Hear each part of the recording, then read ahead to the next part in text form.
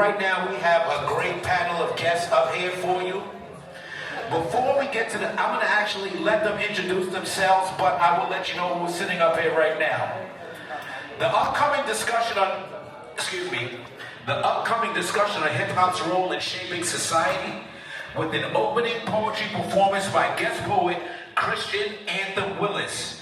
Our panelists will be Dr. Yasser Payne, Councilman Dupree Kelly, Chandra Pitts, Hakim Green, and Pam Africa.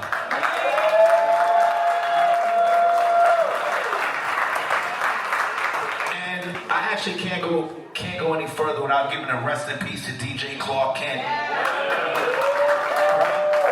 lost another legendary hip-hop DJ, so we cannot forget that. Okay, we rocking and rolling, ready to go? You ready, my brother? Yes, I'm good. Okay, here you go, take this. All right. Oh, you got a little, okay, you better than me, my fault. Thank you so much. All right.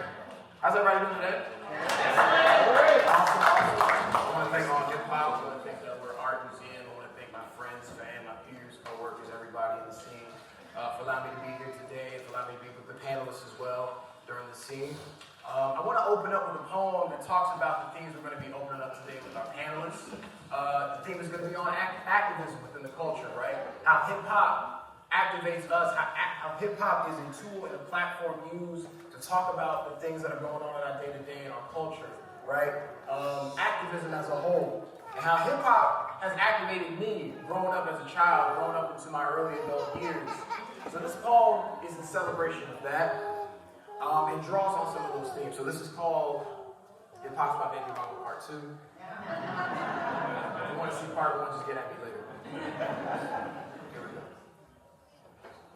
As I analyze, draw back, scan the view, and take in the moments we share, imagine a world that we created as you showed me how much you care.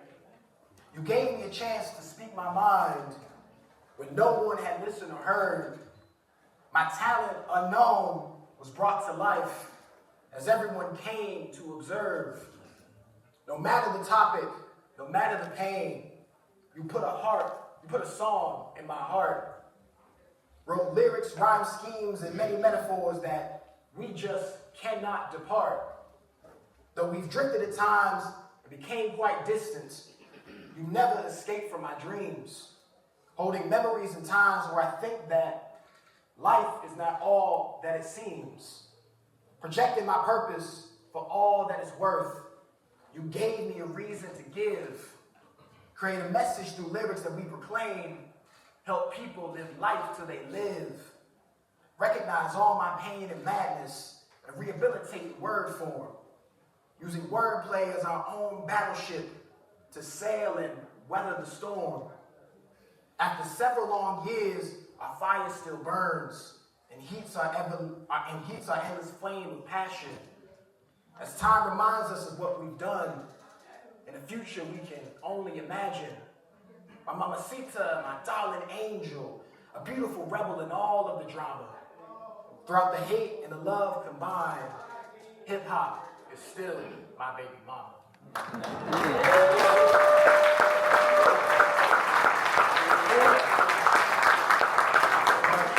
Thank you so much again. My name is Anthem. I want to thank the panelists. I want to thank AllHipHop and Delaware Art Museum again. Thank you so much.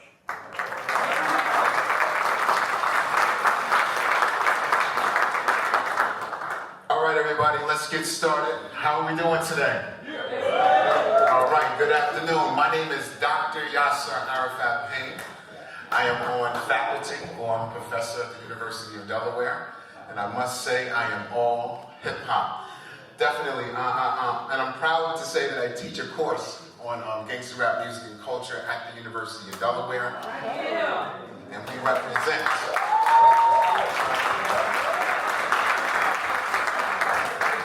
At UD, we represent the fifth dimension of hip-hop, knowledge. With that said, it is an honor to be with you today, and in fact, it is always a pleasure to have a robust discussion on hip-hop and activism. And this afternoon, we have a set of truly talented and very outspoken panelists who will certainly bring some clarity to the role that hip-hop should play with producing real social change. First up, we have Ms. Pam Africa.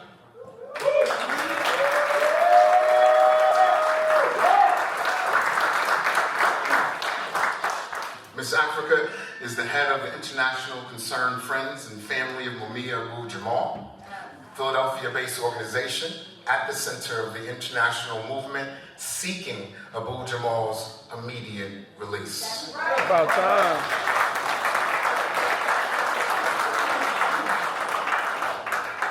Next up, we have Councilman Dupre Kelly.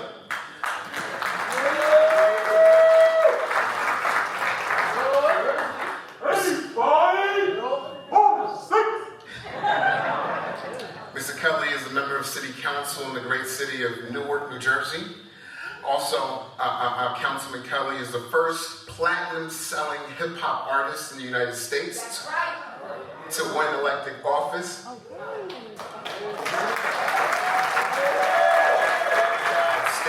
Outstanding.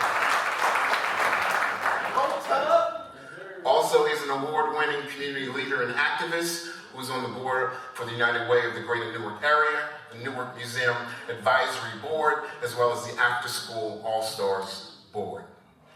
Next up, we have Mr. Hakim Green.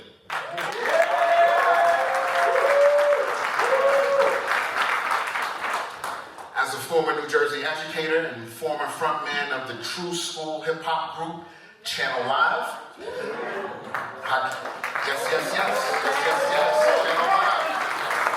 That's hip-hop royalty, right? Hakim Green has been a multi-dimensional force in the music industry for nearly 3 decades. Discovered by KRS-One, his group Channel Live debuted in 1994 with their platinum single hip-hop anthem, Madism.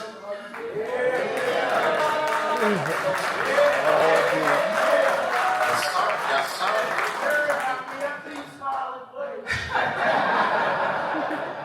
Followed by the gold album, Station Identification. Currently, Hakim is an artist, manager, A&R consultant, educator, lecturer, entrepreneur, and visionary.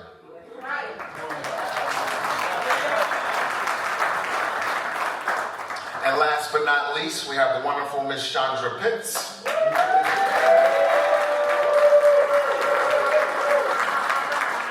She's the founder and CEO of the groundbreaking One Village Alliance.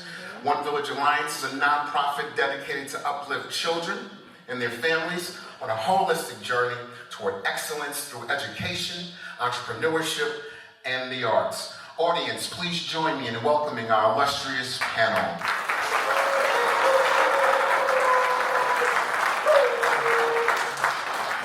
Now everybody buckle in, and let's get ready to have an exciting discussion about the music and culture that we all love. Our first question to the panelists: what does hip-hop culture actually mean to you? And what is your relationship today, because we're a little bit older now, with the music and the culture overall? And in fact, I think out there they want to know also which artists do you currently listen to? So we can take it one at a time if possible. We'll start with you, Councilman Dupre. What's up, everybody? I guess I don't need the microphone, right? Okay, I do need the microphone. How's everybody doing? What does hip hop mean to me? Oh man, that's a layered question, right? Hip hop is everything to me. If you remember, I come from the group Lords of the Underground.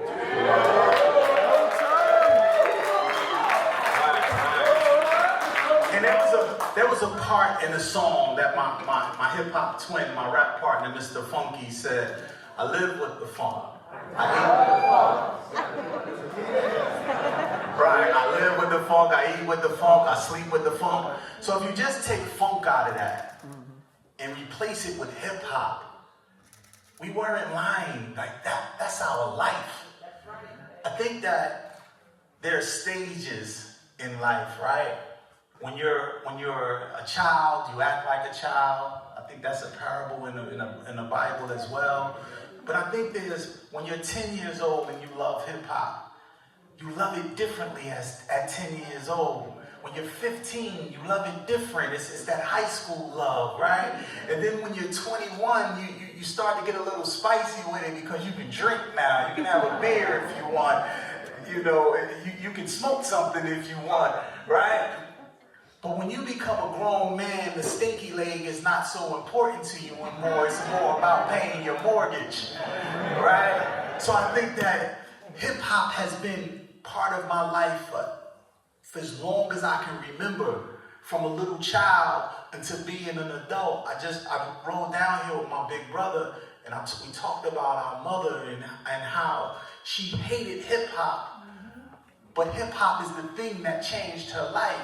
So hip hop is not just this culture, this music, but it's my way of life. It's the way that I live. It's the way that I talk. It's the way that I eat. It's the way that I dress. It is the reason I am now the first platinum-selling hip-hop artist to ever win an elected official seat in the United States of America. So hip-hop is not only my way of life, it is my politics. Hip-hop is my everything. Which hip-hop artists do I like? Man, Hakim Green is definitely one of those. That wasn't bullied just to say that either. But I mean, you know, I'm not I remember the first time a young person, I'll be 54 in January. So I remember the first time a young person looked at me and said, "What up, What you mean? I might spit better than you." But I accept it, because I've had an amazing time through hip hop. And I don't look at young people doing hip hop anymore and say, what are they doing? Because I remember bringing my first record home from Marley Marl's house to my uncle, who taught me what hip hop was. I learned to love hip hop from my Uncle Darryl. And my Uncle Darryl brought a record home called Rapper's Delight by the Sugar Hill Gang. That's the day I fell in love with hip hop. And when he brought that record home, I remember what I felt like. I remember what that day was. I remember smelling the funny aroma in his room, and he's fighting praying mantis in a shoebox. Only old heads will remember that, But anyway, when I first brought my first record home, a recording was from Marley Marl's house, and it was a record called Psycho. And I brought it to my uncle because I wanted to bring it to the guy who showed me what hip hop was. And I remember bringing it home to him, and I was like, "Yo, Uncle D, what do you think of this?" And he was like, "Oh, that's all right. It's cool." And remember, he's older, so I'm like, "What are you talking about? Marley Marl is going crazy in the house. He's responsible for all of these great artists. What do you mean?" And he said, "It's good, I just can't relate." And it made me think about the young people coming up now. It's not that they're not good for their time, for their generation. I'm just not, and no disrespect to Soulja Boy, because I think he's an amazing artist in a certain light. I'm just not stanky legging. Right? I can't relate. Councilman Kelly, thank you. All right. Miss Africa. Okay, family. I was one of those mothers that like, what the hell? I remember one point I can groove to, and then I'm at a block party one day, and I'm dancing with everybody, and then I heard the word bitch. Excuse me? And then it was followed by some other stuff, right?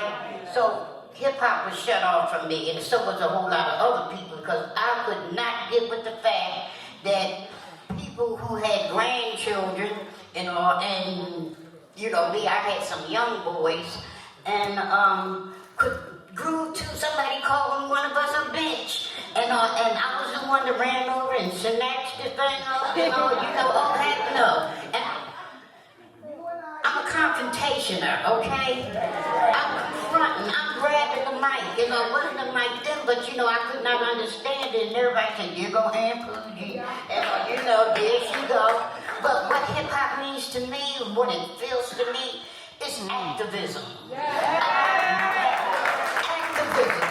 It's confronting. It's saying the things that need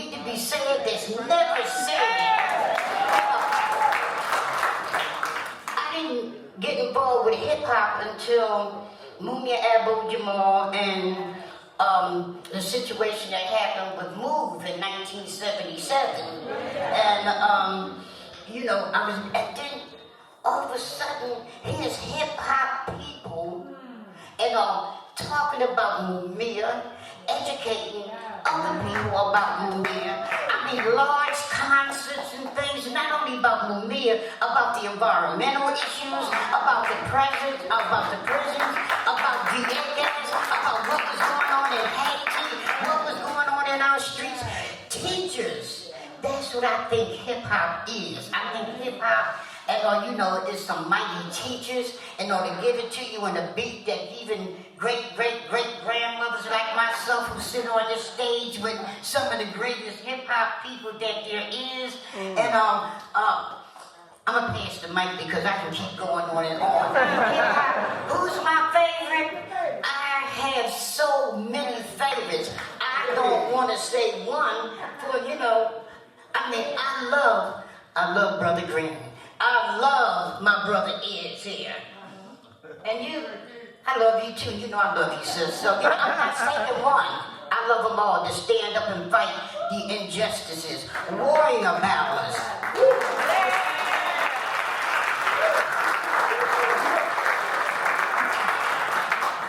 To quote my big brother, my mentor, knowledge reigns supreme over nearly everyone, also known as KRS-One.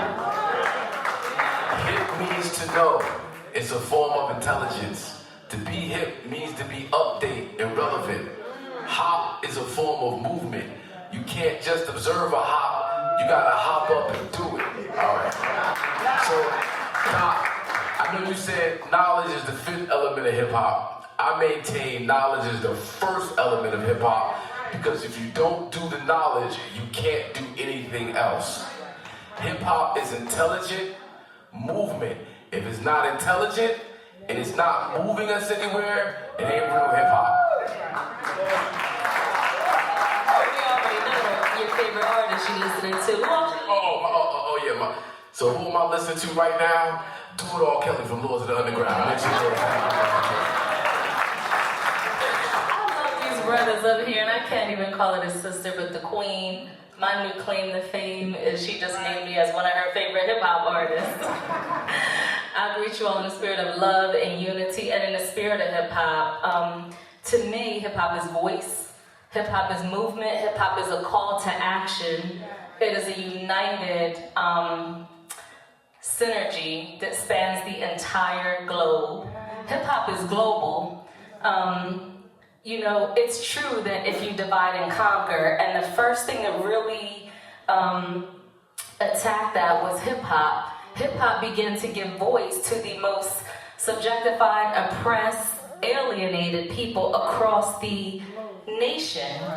And then when stories from South Central LA and New York City and Brooklyn and the Bronx and the southern part of the United States started to be told, Southern Asia started to tell their stories. West Africa started to tell their stories.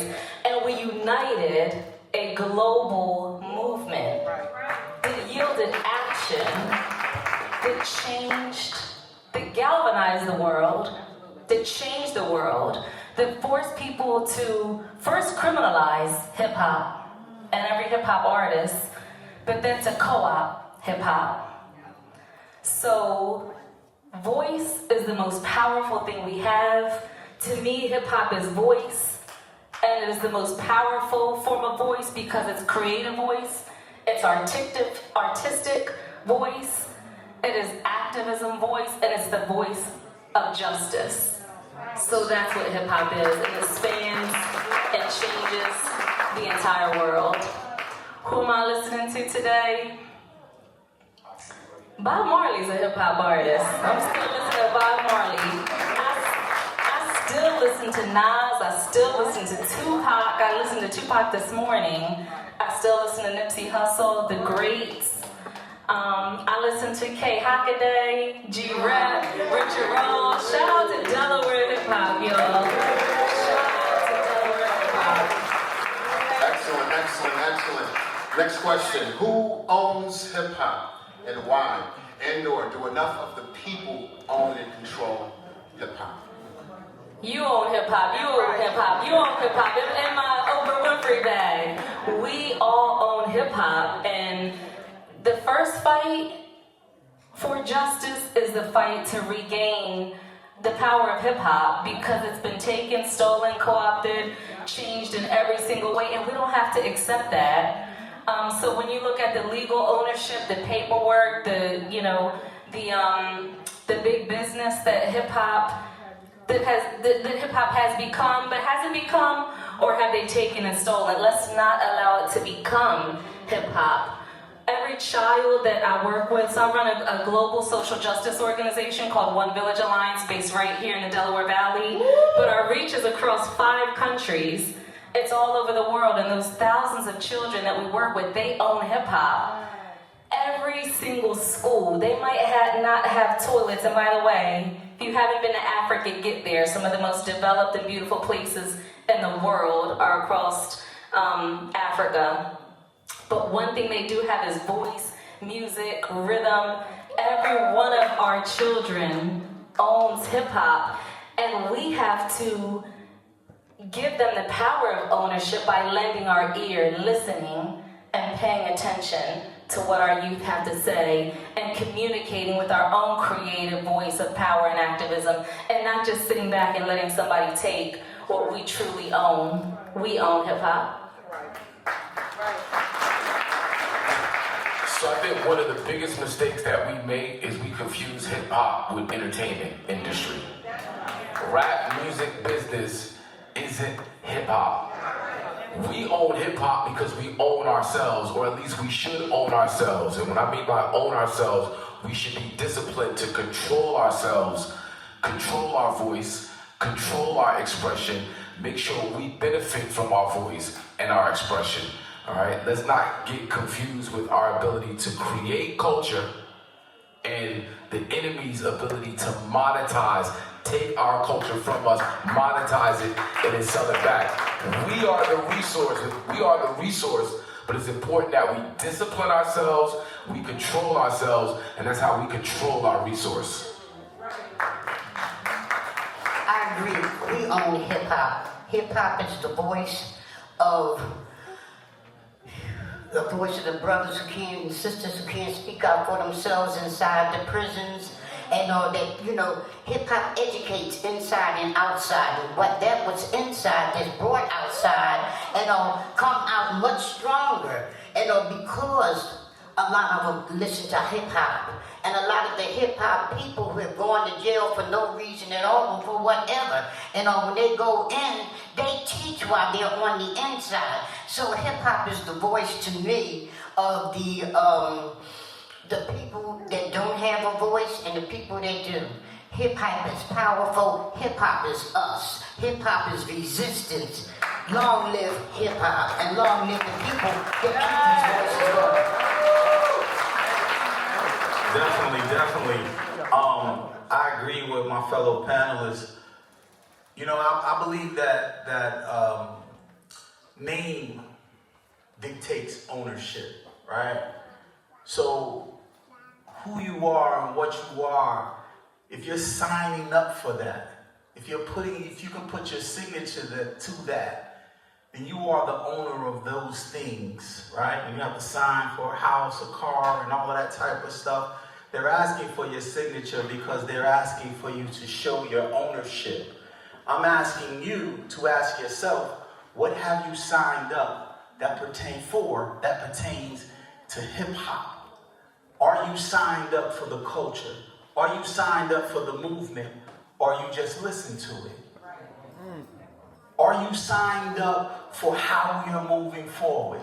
Are you signed up for our ups, for our downs, our struggles when it comes to this now movement, like Hakim Green said, being in the know, being in the now, that's hip. Being part of the movement, that's hop. Are you signed up for the hop? Are you signed up for the now? If you can answer yes to that, then you are an owner of hip hop. Right. Is it really fair to expect hip hop to fight the corporate and political powers that actually own it, given the poverty that so many youth are experiencing? Is it fair to expect those artists to stand out there and risk their careers? Yes. Yes. Yes. Yes. And yes. It is definitely fair to fight for what is yours. We've been fighting for so long for what is ours that it's just in our DNA to fight. Because at birth, they take what is rightfully ours from us and we become used to that. That doesn't mean that it should be regular. It's not regular. We've just learned to live with the regularities of this thing. This is not regular. To always have to fight for what's ours. To have to fight what we created. But we have to. And yes, it is fair to keep fighting and fighting till they know who the rightful owners are. No, let me take that back. They already know who the rightful owners are. But till they tell other people who the rightful owners are, until they start giving it what's rightfully ours. So yes. Okay, I want to introduce Brother Mumia Abdul-Jamal. We have a tape from him, and you to find out what it is that he's thinking about hip-hop. For those of you who don't know, how many people here know who Mumia Abdul-Jamal is? Oh, we got some teaching to do in here today. But Mumia Abdul-Jamal was a political prisoner that, we the people won and got him off of death row, and he's been in prison. Hip-hop around the world, and hip-hoppers around the world know the case of Mumia. If you go into Germany, they're speaking about Mumia. You go to France, you go to Peru, you go to Hong Kong, you go anywhere in the world. Hip-hoppers have brought the case of Mumia in. So I want to introduce those who haven't, and for those who don't know, see me outside, okay? Please. Of hip-hop. Several days ago, during a conversation with Pan Africa, I had occasion to think about hip-hop as a grassroots music form that occasionally referred to this commentator, or prison generally. I thought about my many years on death row and meeting some of the hottest names in hip-hop and rap history. Remember Public Enemy, P.E.? I remember that band's leader, Chuck D, and spending hours just talking and listening about life for hip-hop artists and the struggles to get a record contract. Then, we're talking about the 90s. Back then, he said they signed them quickly. Today, no one would sign them up. Times change, Chuck said. Remember the group Dead Prez, led by two very powerful poets, M1 and Talib Kweli. The men talked about how difficult it was to do their work and try to speak about the black freedom struggle as well. Both men commented on the very real financial strains of the changes in technology and what that imposed upon them, from records to CDs and from CDs to downloads. That's because downloads are digital copies of the original, which is virtually indistinguishable. This means that it's difficult, if not impossible, to make money from music these days. I also met a young rapper known by his name, Immortal Technique. We talked about politics more than music, but it was a pleasure sharing his brain on death row. Hip-hop began decades ago as a kind of protest music coming from below against poverty and state police violence. Today, it is ubiquitous, meaning it's everywhere. has heard in many commercials to sell everything from cars to soap, from vacations to food. Now, ain't nothing wrong with making money, but don't forget the struggle. With love, not fear. This is Mumia Abu Jamal. Sorry for the voice.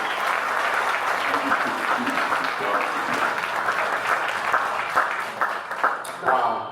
Let me just start with Mrs. Africa really quickly. How can the hip hop movement help Mumia Abu Jamal today? Okay, today, some of the things that we're doing, one of the things that we're pushing, and we're working on it now, and I do need help, is to give Mumia a Nobel Peace Prize. People say, you know what the fuck, the Nobel Peace Prize, what do that mean? We're finding another way. You always got to find ways. Mumia is down to his last appeal, and it doesn't look good to me. And I don't like to try to pretend like, oh, it's Phil, and this is going to be this, it's going to be, it can be everything if we do the work.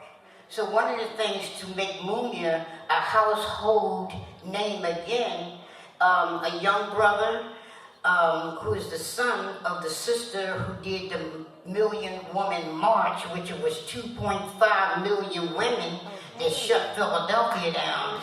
And I hand out to Sister Flav.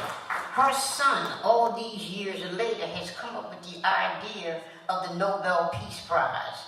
In order to get the Nobel Peace Prize, there are 7 criteria that you have to have.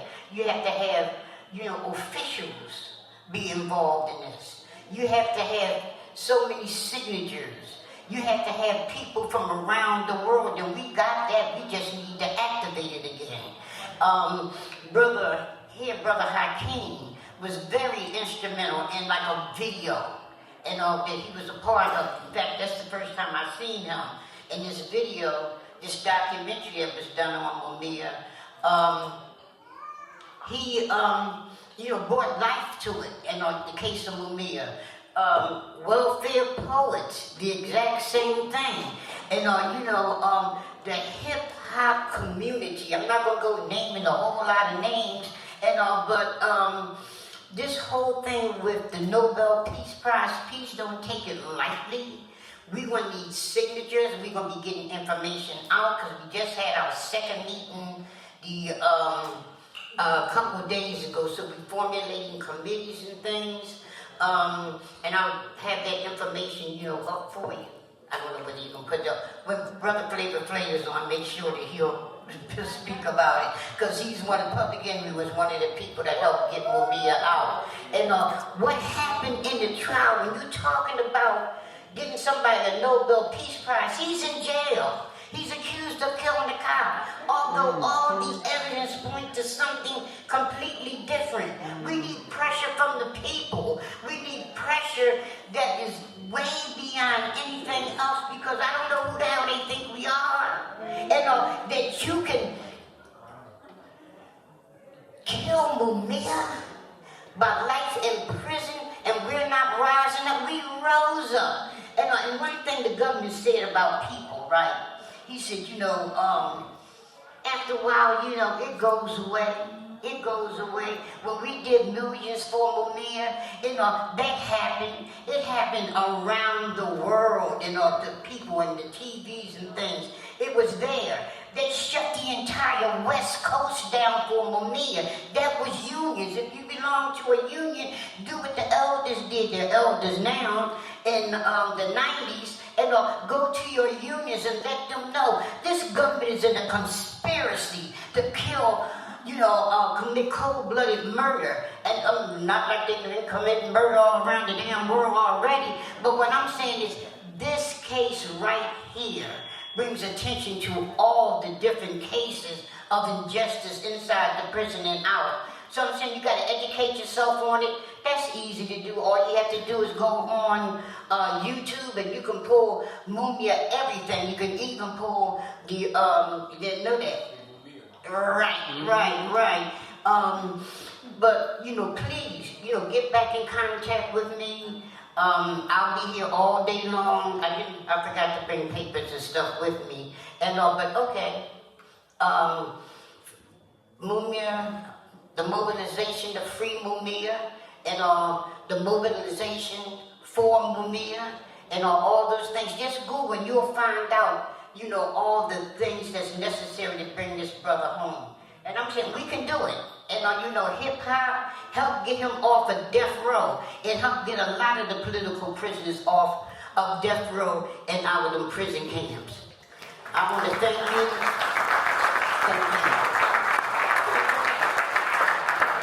you. So to your question, I hate being taken for a joke. I don't like when people look at me like I'm a joke. And I don't like when people look at my people like we're a joke. Like we're something not to be respected. Right. If we don't respect and honor our freedom fighters, the people who gave their lives, made the ultimate sacrifice for us as a people.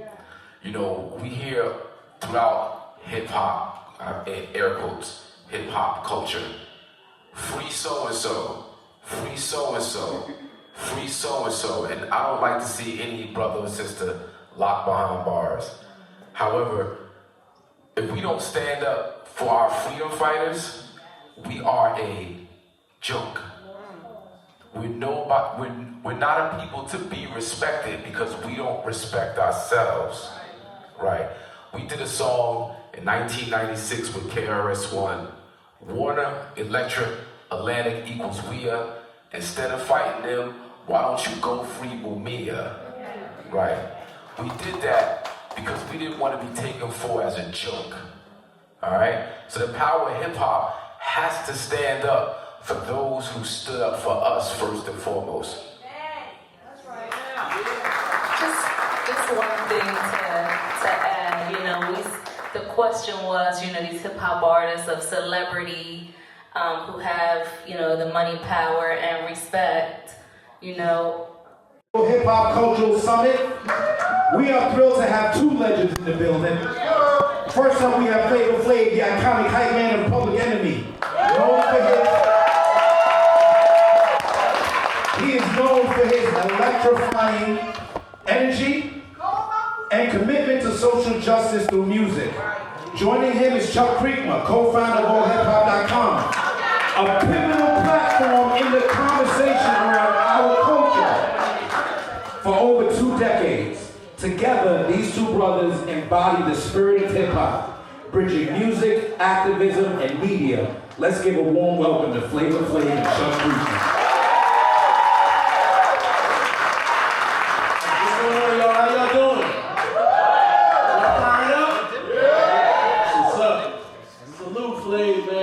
So much for gracing us with your presence, man.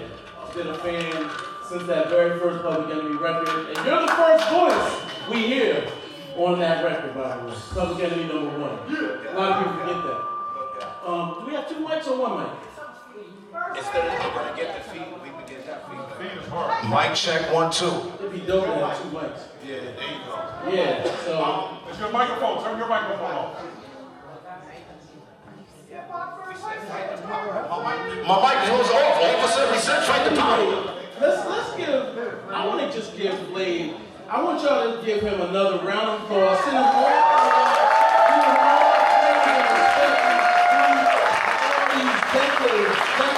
decades of giving us knowledge, wisdom, fun, entertainment, the whole smorgasbord of things hip hop has to offer, man. And that's a tough job to do, for real. So I just want to thank you, for real. So first thing, huh? Of course. That goes without saying, definitely. No. Spliff Star, by the way, said he could take you, and I was like, come on, Spliff Star, you wild right there. You wild right there. But that's so Flav, listen. First things first, man. I just want to applaud you for being sober. Now that's a big thing. And you celebrate that sobriety often. Can you talk to people about how you got to that point and how long it's been? Yo, what's up, everybody? How y'all doing? Well, let me say it like this. You know, I've you know, from a kid. Jump out the box crazy. No, it's all good because I'm glad to let you and everybody else know about this journey that I've been on. You know what I'm saying? And the whole nine. I mean, you know, I put it this way. I started smoking cigarettes when I was 6 years old, and then I started touching alcohol when I was around 8 or 9. You know what I'm saying? I'm 65 right now. Wow. Right? No doubt. I'm 65 right now. And today I'm celebrating 4 years of no alcohol and no cigarettes. You know, and God is good, you know what I'm saying? I've smoked for many years of my life. I drank for many years of my life. There was times when I even went through my drug thing coming up and everything, you know, and all of that. And God helped me overcome all of that. You know what I'm saying? So my thing is this, to a lot of people that's drinking and that's smoking that do want to stop, you can if you want to. That's it. You know what I'm saying? Can't nobody make you put that bottle up to your mouth. Can't nobody make you put that cigarette up to your mouth. If you do, that was your choice. You know what I'm saying? Everybody has the power of choice, and God gave us that power to be able to control the power of choice. A lot of us can't control that power of choice. You know, I was real weak at one point, and I couldn't hardly control my power of choice. But I got to the point to when I was just tired, man. And I've been watching some of my friends die, you know, like when my boy Coolio passed away. That really, you know, that really woke me up, you know what I'm saying? And you know, that made me want to stop drinking and stop smoking, so I could be around for y'all. Just, y'all made me who I am. If it wasn't for y'all, I wouldn't be who I am. So I thank y'all.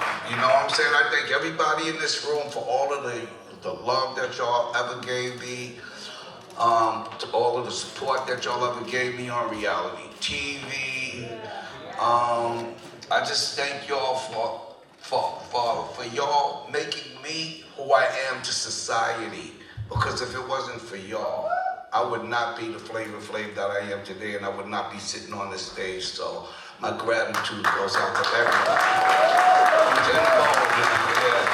I'm real grateful. You know, so if anybody want to stop smoking, if they want to stop, and if you want to stop drinking, you can do it. It was kind of hard for me, but I did it. And if I can do it, you can do it too. Yeah, I read your book, by the way. I read your whole book. So I know a lot. Okay. A lot. It's a great book, y'all, by the way. It is life story. This book is amazing. It's called Flavor Flav, the Icon, the Memoirs. Yeah, it's great. You're a genius musically. You're a musical genius, a prodigy. Can you tell everybody, you know, Prince plays about 26, some instruments, 27. You play roughly 14 instruments. Yeah. So his musicality is crazy, and a lot of people don't know that. Yeah. Can you talk about your Well, a lot of the instruments that I do play, you know, I was self-taught. I taught myself. Right. You know what I'm saying? But I say that was God teaching me instead of me teaching myself. You know what I'm saying? That was God teaching me. You know what I'm saying? But yeah, he did plant that musical seed in me. You know what I'm saying? I've been doing music since I was 5 years old. Yeah. You know what I'm saying? In the whole line. And matter of fact, my first instrument was the organ. Really? And the first song that I ever learned how to play by myself was Batman.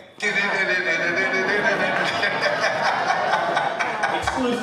Yeah, that was the first song I ever learned how to play by myself, but I mastered it. Yeah, no doubt. But then I started, playing around with all of the other records, We used to take the record player, put it on top of the organ.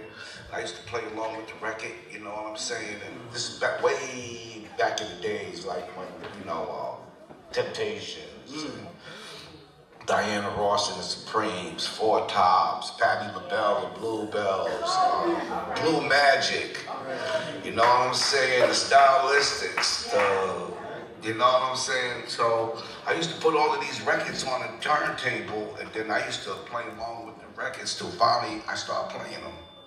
And that's how I taught myself. That's dope. I mean, and don't diminish that self-taught. That's what we do. Yeah. That's what hip-hop is. Yup, that's what hip-hop is. Definitely. When you think about your journey, man, I mean, you have one of the most interesting lives I've ever read about. What do you think about your journey, your story, and all that it encompasses? Like, I'm sure you reflect on it quite a bit at this point, right? Well, let me say this. It's been definitely a lifelong lesson journey. You know what I'm saying? Because every day we live, we learn something. Every single day. Every single day, you know what I'm saying? And this journey that I've been on was pretty interesting, you know what I'm saying? But it taught me a lot, you know what I'm saying? To where, even though I don't have a high school diploma, but I am, and I'm letting all y'all in here know, I'm going back to high school to get my diploma.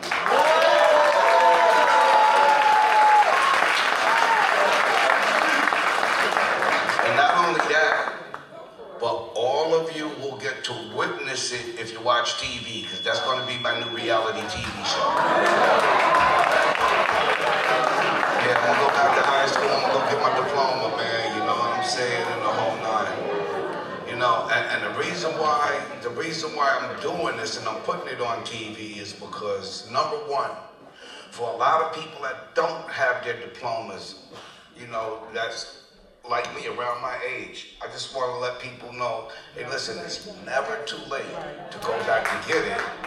But also, my message is for the kids that's in school right now, today. Yeah. You know, my thing is this. While you're here and you got the chance, get your diploma now, because you're going to have a hard time going through life without it. Number one. And number two, you might not make it back here like me to get it. So you get it now while you can. So let's fast forward just a little bit to Public Enemy. Public Enemy. I'll be honest, man, Public Enemy is one of my favorite groups ever. And I have so much respect for the group for what it did for us younger folks, what it did for the culture, what it did for America. And the way you guys stood up and represented is pretty much unparalleled. Even folks that didn't like the politics liked y'all. You converted people to see us and what we faced in a way that I don't think any other group has ever done. So I have to ask you, it's a certain magic though, a chemistry that also we've never seen in a group. You have yourself, Chuck D, you have Professor Griff, you have the S1Ws, you have Terminator X, you know, you have this alchemy, and it all comes together in almost like a big, shout out to DJ Johnny Juice, and it all explodes into this phenomenon. Can you give us a little breakdown of not only the history, but just how y'all work together? Because on paper, this will never work, is what you said. Well, let me say it like this, because, like you said, it's the chemistry. Right. You know, and Public Enemy had some crazy chemistry. You know what I'm saying? In the whole nine, you know, my partner Chuck D, Professor Griff, S1Ws, Terminator X. You know what I'm saying? They didn't smoke. They didn't drink. You know what I'm saying? In the whole nine. On the other hand, I was the only one in my group that smoked, that drank, that partied. You know what I'm saying? In the whole nine. So when you take those two elements and you put them together, you get Public Enemy.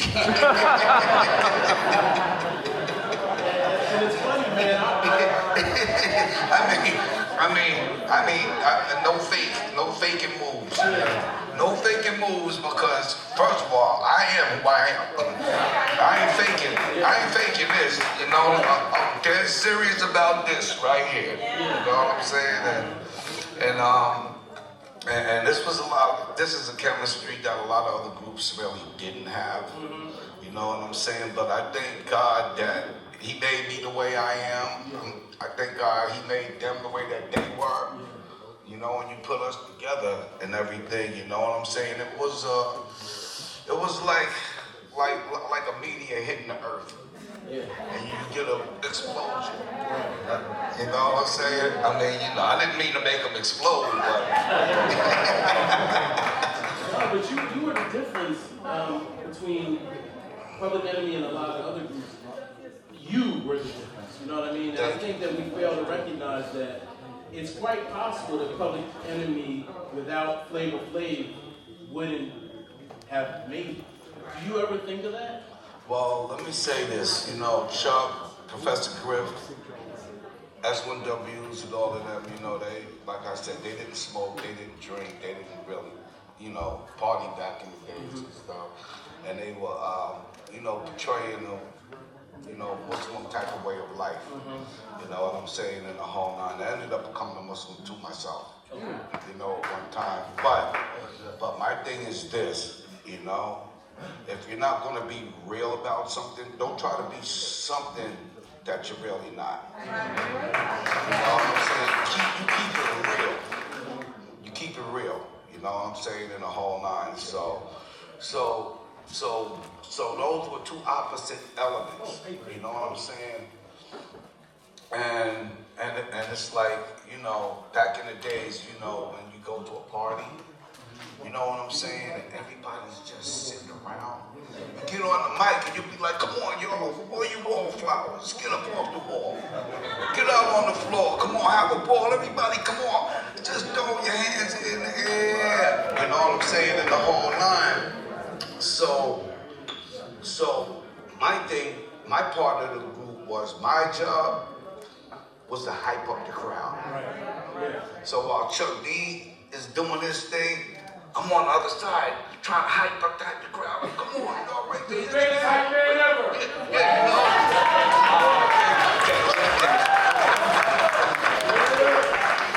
yeah, that was my job, you know what I'm saying? Hyping up the crowd and everything, you know what I'm saying? So that's why that when I first came out and started doing it, no other groups were doing it. Nobody was out there being a hype man, hyping up the crowd or nothing. So yes, I was the first one to do it. I was the first one to do it.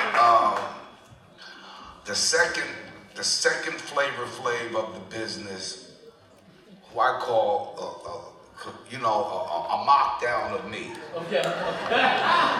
I don't know if you guys know about the group called Ghetto Boys.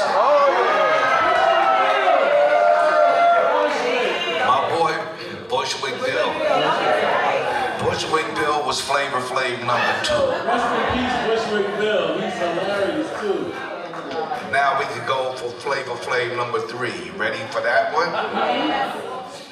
I don't know if you guys remember a group called Leaders of the New School. Okay, well, Busta Rhymes, Flavor Flav #3. Now, Flavor Flav #4. You ready for that one? I know for a fact that all of y'all know about Wu-Tang Clan. So Flavor Flav #4 was ODB. Now, there's one more. Flavor Flav #5.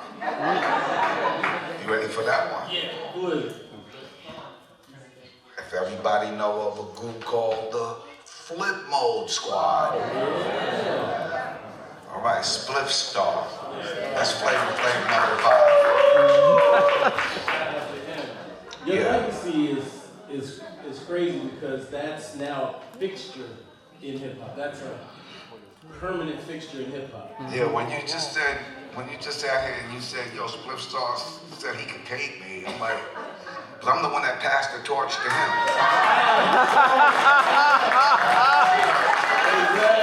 And to tell you the truth, Spliff Star, he was only joking when he said that to you because I seen Spliff Star a few days ago and he was telling me how glad he was to take the torch from me. He was like, yo, Flav, come on, you passed the torch to me, remember? I'm like, okay, I remember. I passed the torch to Spliff, man, and he's carrying that torch well. Yeah, he's back in Busta Up doing his thing. And also, just to let y'all know, Busta Rhymes, he got his name from me and Chuck. From me and Chuck D. And Hank Shockley. We named him Busta Rhymes. Yeah, I know.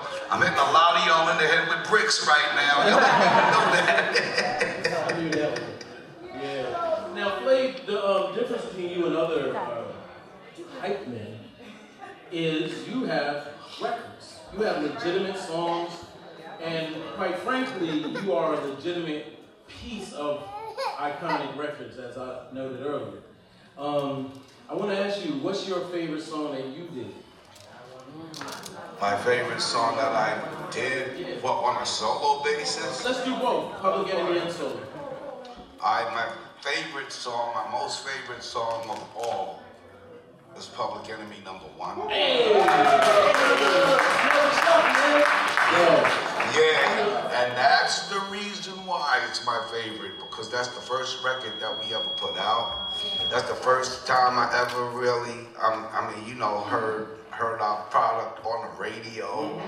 And I was like, oh shit, we really on the radio for real. Yo, being on the radio was big. I don't care what nobody say, that was huge. And I remember Mr. Magic,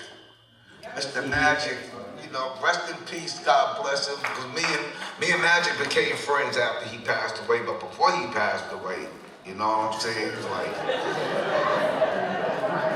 I remember he put Public Enemy #1 on the radio, and then as the record was going off, he was like, yo, who are these suckers? Who are these suckers, man? We ain't gonna have no more music by the suckers. So I was taping radio stage. I was taping a radio show. You know what I'm saying? So back in the days, we had the pause button tapes. Y'all remember pause button tapes, right? So I was making a pause button tape with Mr. Magic, calling Public Enemy suckers and the whole nine. So I took his voice, I sampled it, and I put it on the beginning of Cold Lamping with Flavor. I was like, okay, you want to diss us? Now I'm going to take your voice and I'm going to diss you with your own voice. You know what I'm saying? So then that's what it said. No more music by the suckers. No more music by the suckers. No more music by the suckers. So I'm like, yo, man, who he calling suckers? Who he think he is calling suckers, man? Yo, he only trying to put a black guy in the game. But yo, we ain't going to let him put a black guy in the game, boy. You know what I'm saying? Yeah, boy.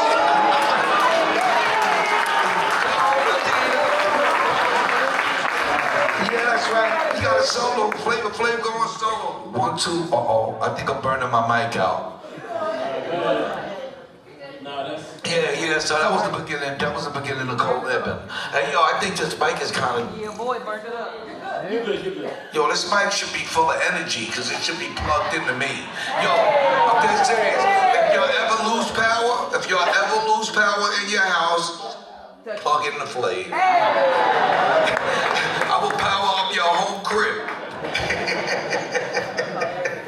Creatively, how was the creative process? I maintain It Takes a Nation of Millions to Hold Us Back is the greatest album, hip-hop album of all time. Thank you. Anybody down, period. I don't care about nothing.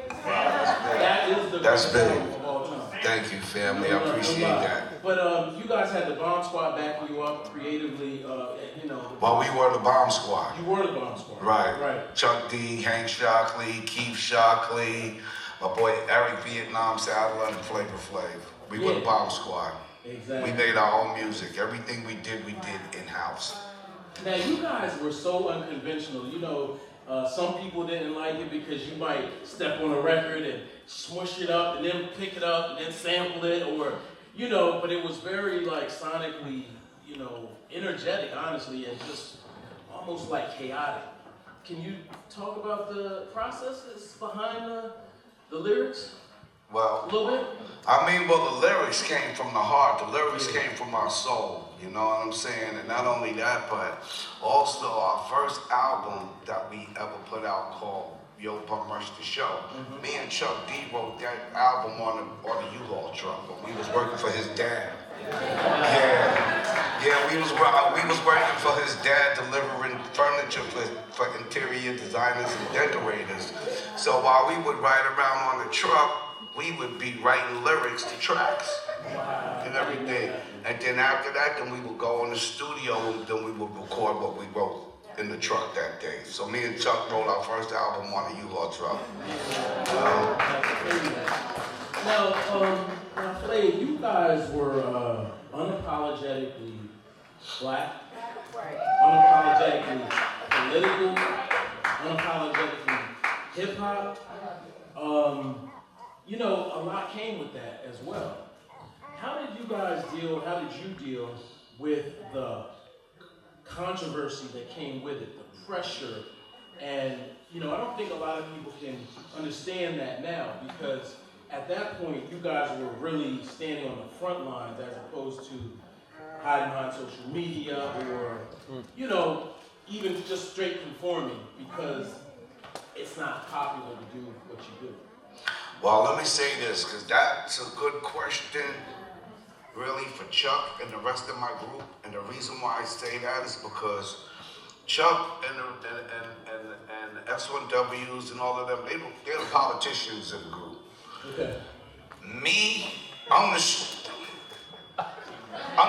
nigga, okay? I had to put the N-word in there, okay? You know why? Because that's a name. That's the word that I grew up saying.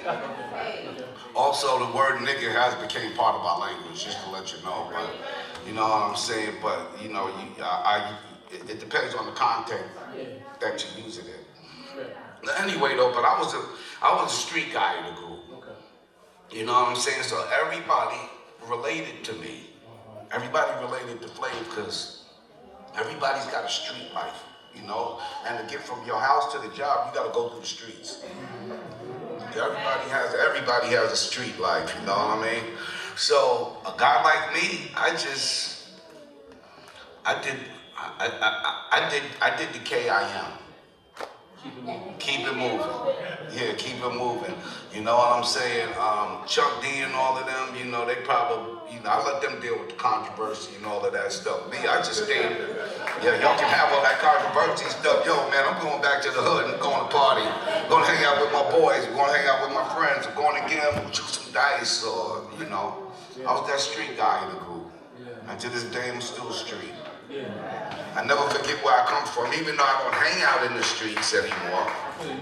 But I am from the streets. I am from the hood. And I always go back to where I'm from, and I always see my people and give back. You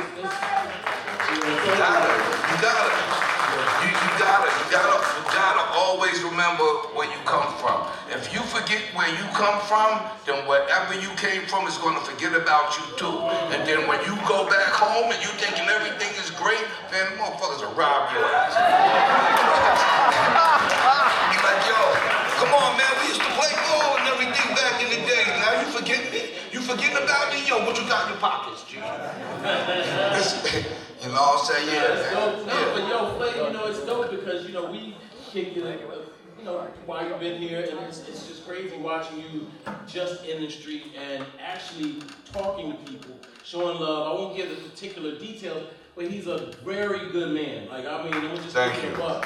He's a very good man, and he talks to people, and he talks to young people, and he gives them the game, and if you know, and if he likes you, you might, you know, do some things that you might not expect. I'll leave it at that. Yeah, nah, if I like you, then you'll get a little bit more conversation out of me. Put it that way. Yeah, right. That's about it. Yeah, but the love it just seems like you love people and people love you. And that's what I like. And I saw you last year at the Hip Hop 50 celebration, and the crowd around you, no doubt, is bananas. I got a shout out at you, but I couldn't talk to you because there's too many people. Well, see, let me say this. You know, the reason why so many people love me is because I wasn't afraid to love them first. You're only going to get back what you give off. You know what I'm saying? And back in the days, there was a cartoon called Casper the Friendly Ghost. Right? Well, Casper was the friendliest ghost we know till I came along and I took his job. But I'm the living ghost. I'm the living one. Yeah, I'm the living one. I'm the living one. You know what I'm saying? But I mean, it always pays, man, to be kind, you know, to everybody. Treat people the way you want to be treated. Don't give me something that you won't want. Right. You know what I'm saying? Don't treat me a certain way that you wouldn't want me treating you. You know what I'm saying? So that's me. I'm not afraid to love you first. And check this out, if I come up to you and I give you love and you give me the opposite, I'm not going to give you back what you're giving me. I'm going to just get the hell away from you. And whatever you're giving me, it will come back to you, but not through me. You feel me? Like that. Because you know that old saying, payback is a bitch? Well, payback is a bitch when you pay somebody back, too. So that means the way that you paid somebody back, it can come back to you again. So the best thing to do is just to get away from the negativity. You know what I'm saying? You stay positive. No matter whatever they do, you stay positive. Stay in your own zone. And then maybe, hopefully, they'll cross into your zone. Alright, now speaking of love, myself and... I'm good, cuz. Thank you. Myself and Grouchy Greg. That's my cousin Kimmy right there, y'all. Kim Pendergartner, and she is the Philly singer. Yeah, y'all want to hear some great Phyllis Hyman? Do anybody know about Phyllis Hyman? Well, believe me, and Phyllis was my very, very good friend, but listening to my cousin sing is like listening to Phyllis all over again, I swear.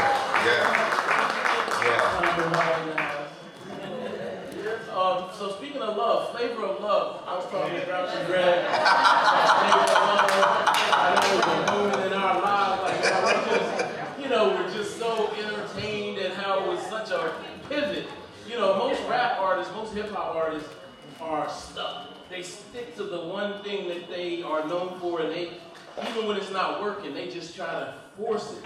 But you pivoted in a way that we really hadn't seen up until that point. I don't even know if there was a hip hop artist in reality TV until you. Am I right? There wasn't. Heather B was on. She was on Real World, but put it this way: there was a hip hop artist on television before I did Flavor of Love. Matter of fact, there was two. There was two. One was Vanilla Ice. Hey, wait. Hold up. But you gotta understand one thing. He is a hip hop artist. Rob Van Winkle, Ice, baby. Ice, baby. Yeah, see, you already know what time it is. You know? I'll take Flavor on it. Yeah. Word. I'm one of the first white boy rappers too. Still to let y'all know. You won't interview with me, by the way, Flav, so if you can hook me up with Vanilla Ice, maybe I'll think different. I'll make it happen for you. Okay, I appreciate it. I'll make it happen. Just treat him right, though. He done played me for years. Yeah. But Vanilla Ice was one. The second rap artist that was on reality TV that I know of is MC Hammer. Shout out. You know what I'm saying? Now, Vanilla Ice did Surreal Life 1. Okay. MC Hammer was on Surreal Life 2. Okay. Then I came with Surreal Life 3 and I blew that shit up. Yeah. I blew VH1 up beyond. Yeah, man. You blew it up because I forgot about that. I now remember. You're right. Yeah, I blew VH1 up, man. You know, matter of fact, and it was all of you guys too that watched my show, that helped make my show what it was. So thank y'all once again. I brought VH1 its most viewers ever in its history. 7.5 million viewers. And to this day, still, VH1 hasn't seen those numbers yet. They tried it with Ray J. They tried it with Bret Michaels. They tried stealing my stuff and giving it to New York and shit. You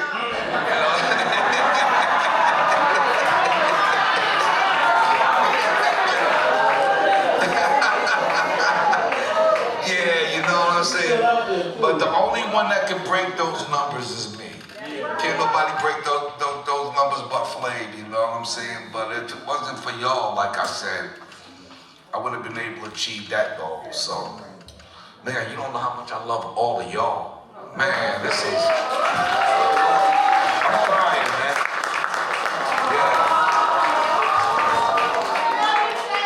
I love y'all too. That's what these tears are for. These are tears of joy and love.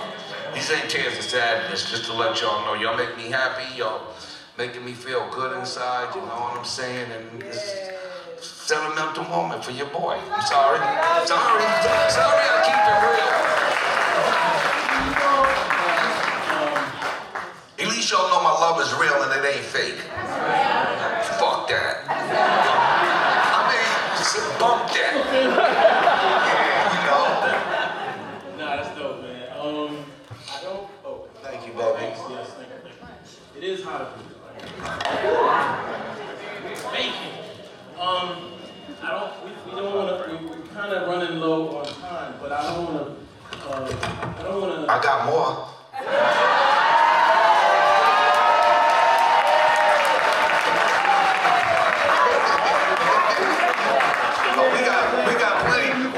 We got plenty of time, bro. Word up on the strap, man. And if they run out, then I'll give them more. We got number of time, man. Time is on our side. Yes, it is. Yo, see? When you did Flavor Flav, there was a lot of chit chat, a lot of talk, a lot of criticism. Did you care at all?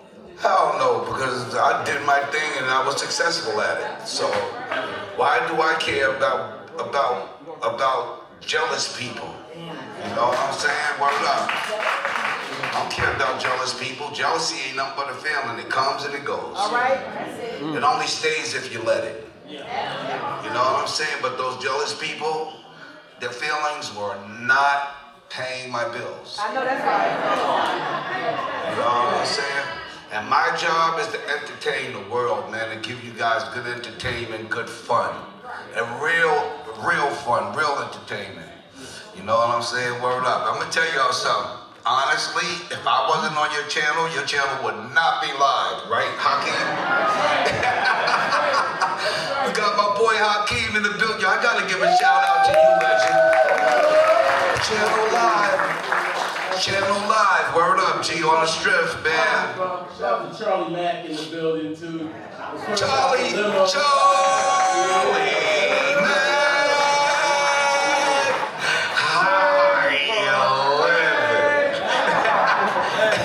How you living, man?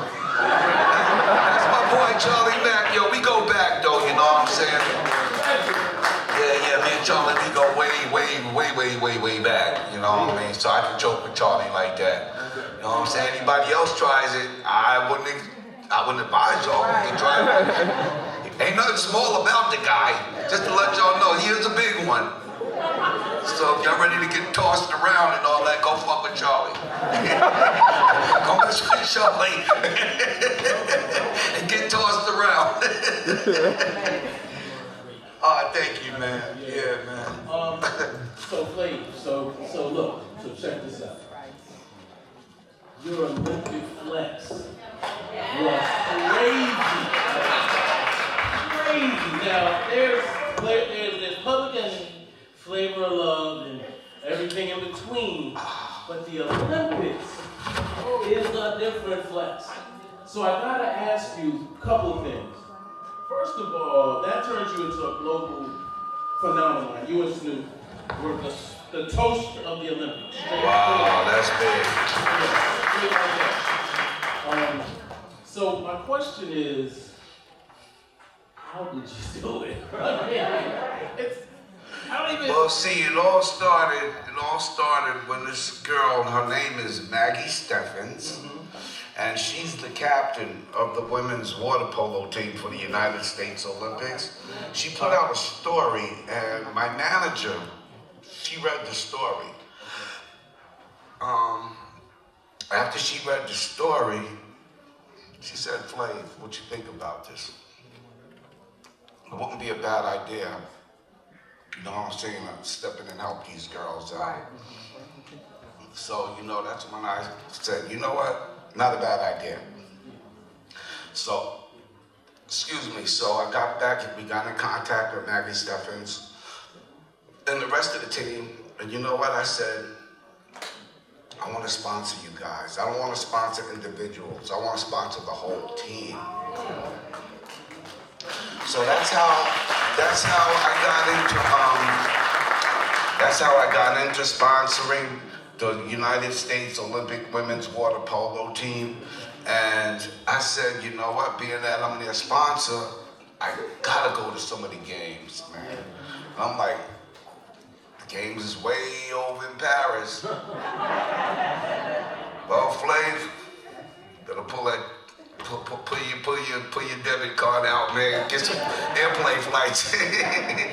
I spent my own money though to go over there to you know what I'm saying, to endorse the girls and to cheer them on, because these girls, they won 3 years in a row. 3 years in a row, these girls got gold medals. 3 years in a row. So my main motive was to try to push them into getting that fourth gold medal. So that's why I flew over there, you know what I'm saying, to Paris and everything. And while I was over there, yeah, they had me involved in some things. You know what I'm saying? Yeah. But I'm going to tell you, my boy Snoop, D-O-double-G, he did a fantastic job over there, man. He rocked, yeah. He was into everything. And my boy really rocked, man. So I commend Snoop on the great job that he did over there, you know what I'm saying? Thank you. Yeah, my purpose was a little different, you know, the whole nine. I just went over there to support, but I did get to see Simone Biles when I'm there. I watched Simone Biles and Jordan Charles win their medals.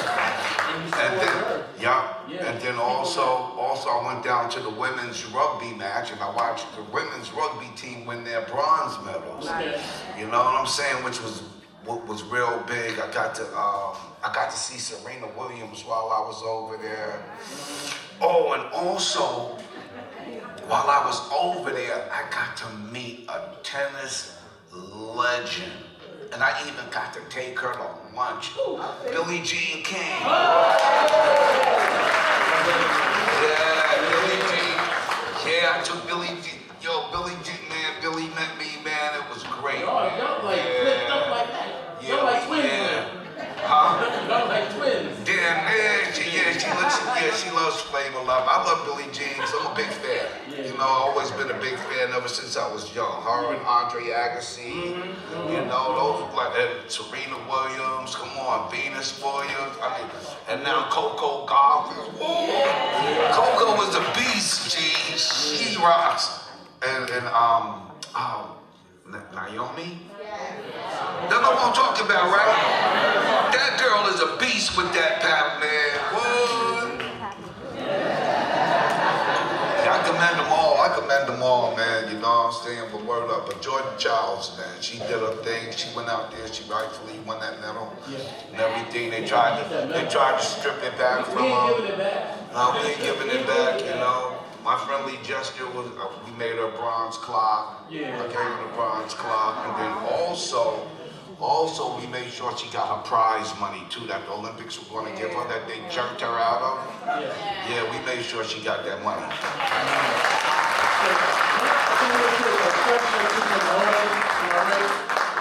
Question or two from the audience? Right? Okay.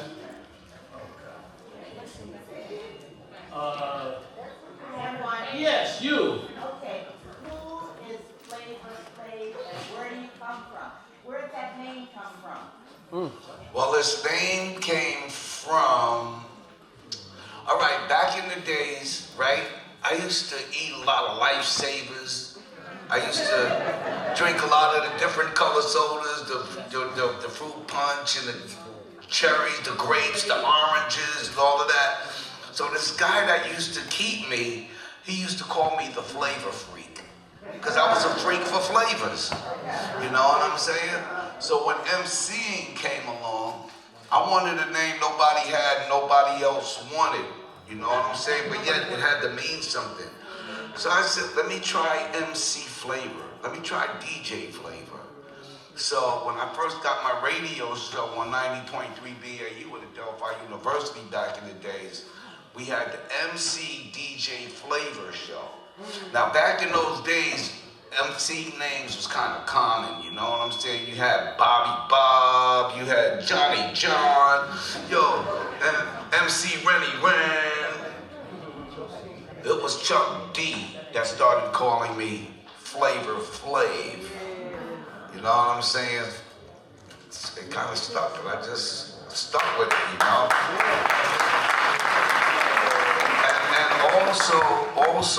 Also, I'm from Freeport, Long Island. I'm from Freeport, Long Island, and I grew up in Roosevelt, Long Island. When I went to Roosevelt High School back in 1974, I know it sounds kind of old. A lot of y'all wasn't around 1974, we know that. But in 1974, when I went to Roosevelt High School, who's sitting in my 9th grade English class with me? Eddie Murphy. Eddie Murphy was in my 9th grade English class. Then I got kicked out of Roosevelt and put back in Freeport. And then that's when all hell broke loose.